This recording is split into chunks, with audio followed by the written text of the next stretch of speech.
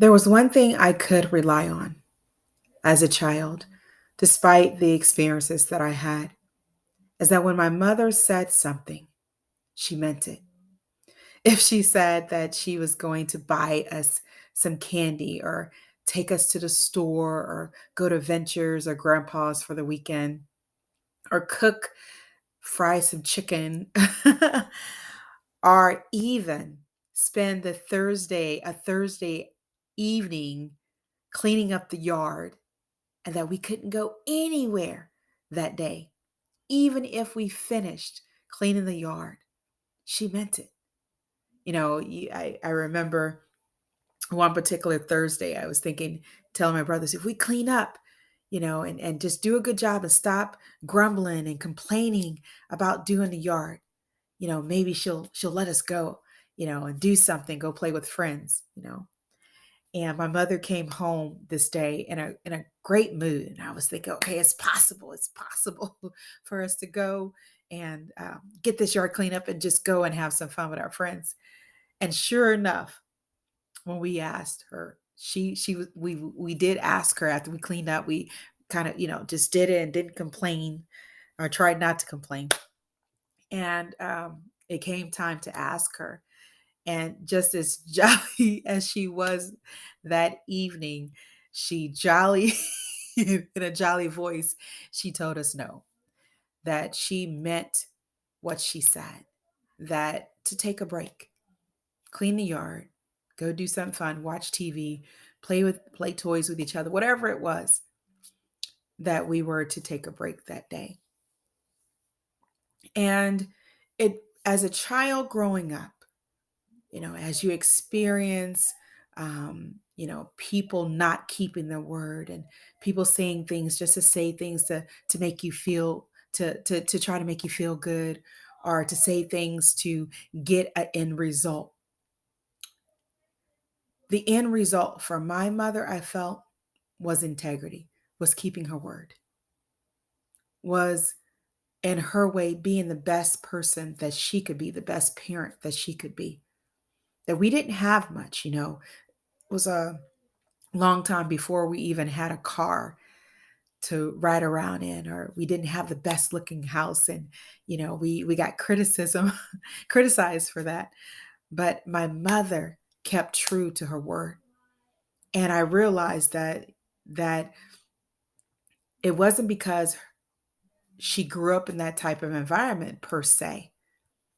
It was more because she grew up in environments, or was around people that didn't keep their word, that would say things just to say it and say, "Oh, I didn't mean it," or would be one way one minute and another way the other minute. And as my mother throughout the years would share her experiences, factually sharing what happened, not calling people out their name, not belittling them or groaning about them or complaining about them, but sharing what happened. It was through her that I developed the principle to say what I mean and mean what I say, to try my best to live with integrity.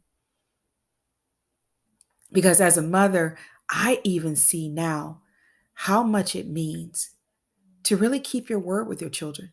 When you say something, they're not when they're coming to reap, or your reward, the reward of you saying something, or to hold you accountable to what you said. Whether it's taking my children to the park and play, or taking them to um, the store to buy them a special gift, or take them grocery shopping.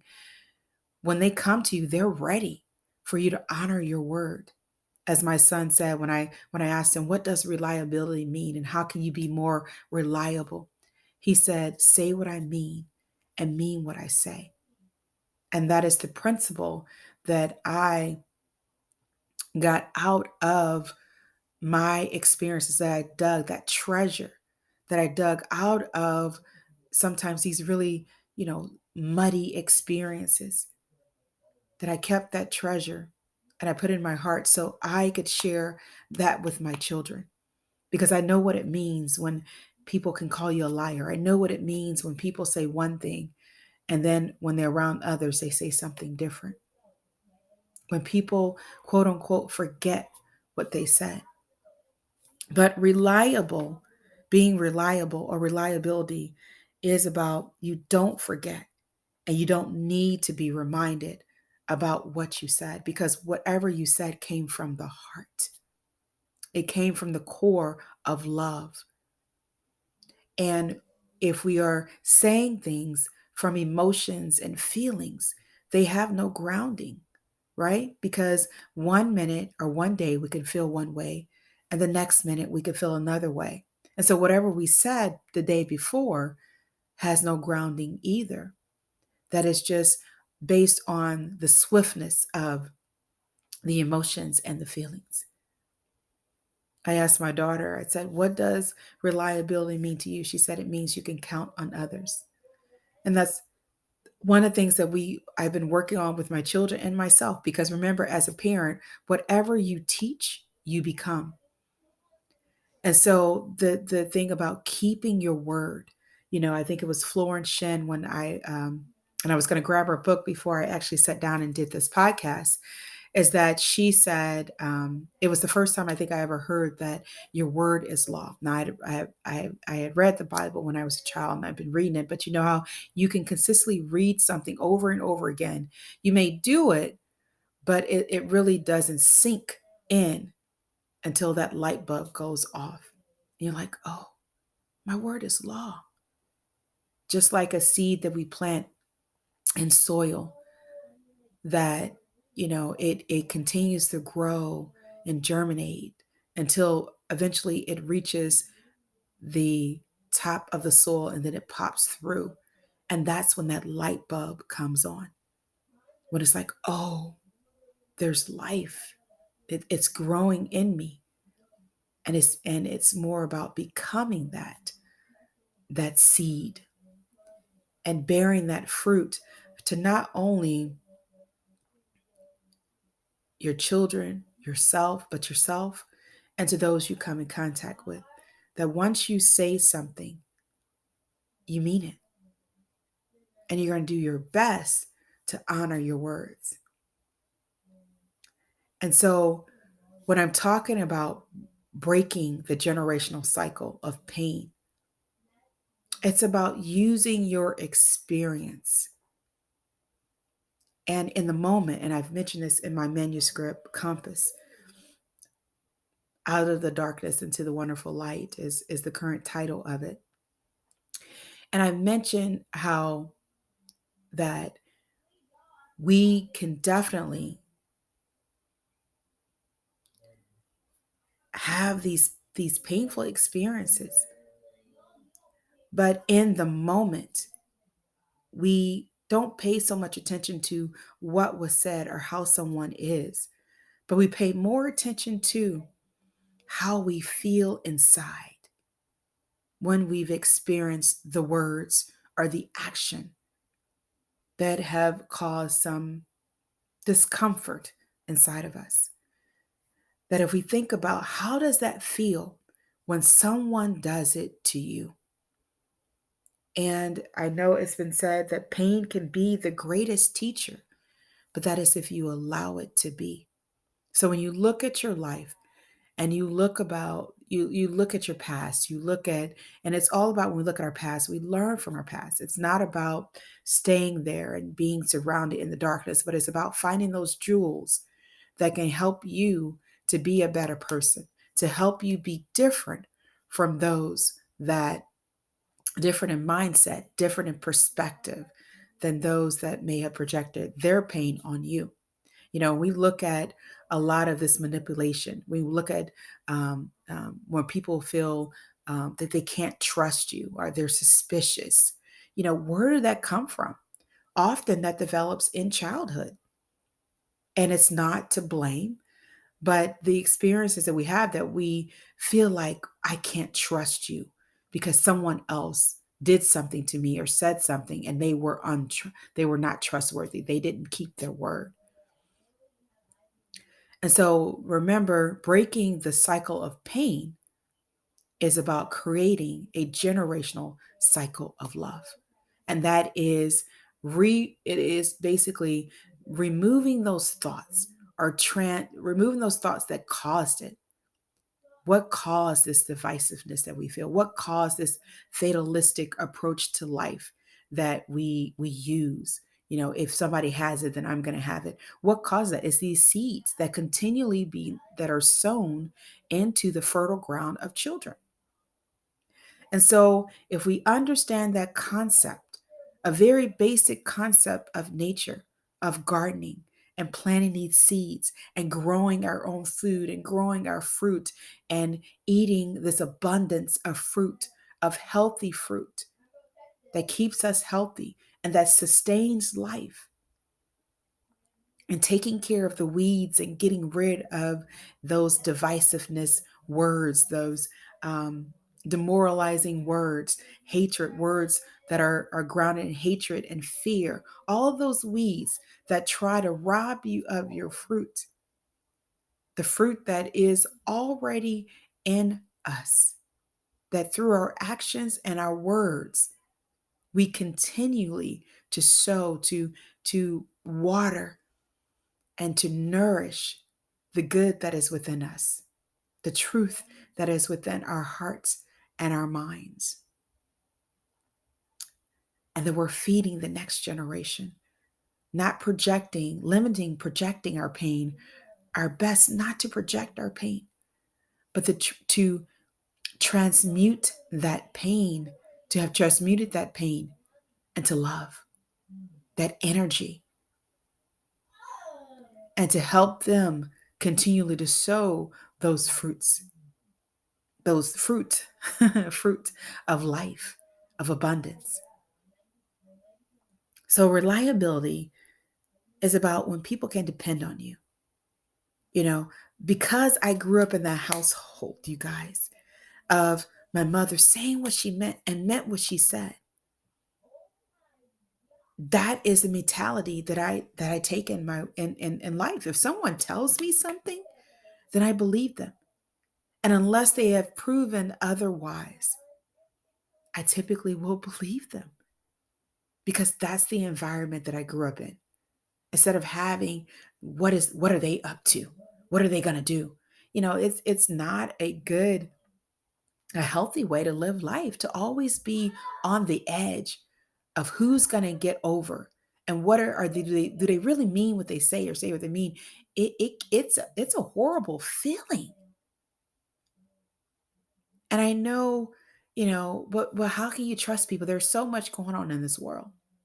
Well, I'm going to tell you this, that if my thoughts have a lot to do with my experiences and in reshaping myself and those around me, then I rather think positive thoughts than hateful or fearful thoughts. There are times when I've walked the land to, in Inca Park, where I stayed, where I lived for quite some time.